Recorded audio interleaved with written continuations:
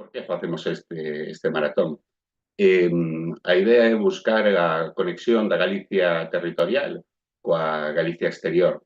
generar un diálogo en aspiramos a que esta idea de galeguidade moi amplia, moi elástica, moi flexible, entre en escena. Superar un bocado esas imaxes dos libros de texto en branco e negro e poñernos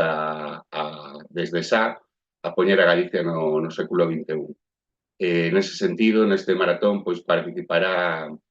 moita xente con galeguidade adscrita, naceu en Galicia, son galegos, e moitas con galeguidade adquirida, desde a India, desde o Xapón, desde Polonia, escoitaremos xente falando en galego que aprendeu e desenvolveu a súa galeguidade de maneira voluntaria e de maneira genial.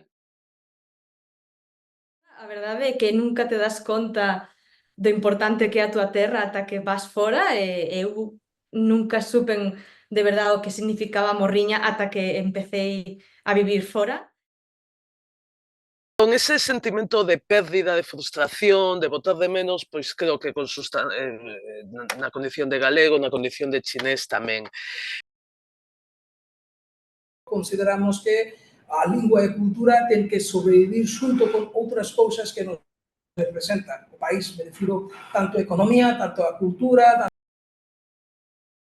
Chegas ali e ves persoas que emigraron e que ven un representante do seu país, de Galicia,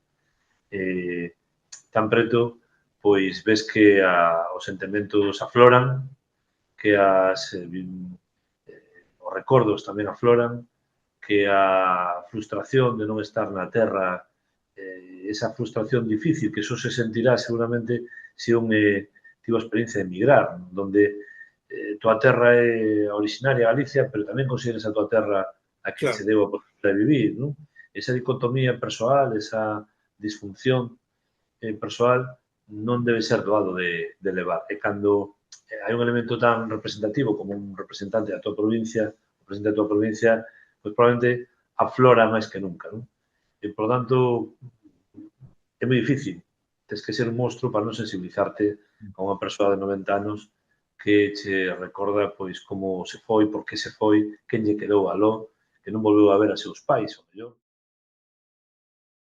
Hai uns anos houve unha reflexión de Xosé Neira Vilas que me tocou moito, eu xa estaba en Portugal, a dizer, pronto, sempre se fala moito do que os galegos facen en función, as comunidades galegas facen para a Galiza, para as súas comunidades e así, mas non se mostra tanto o que facemos coas comunidades que nos acollen. Hai xente que non pasa a historia porque non se escribiu a historia delas tampouco, nin os medios se preocuparon, pero aquí hubo xente, galegos, que fixeron edificios inteiros e montaron cidades inteiras, eles como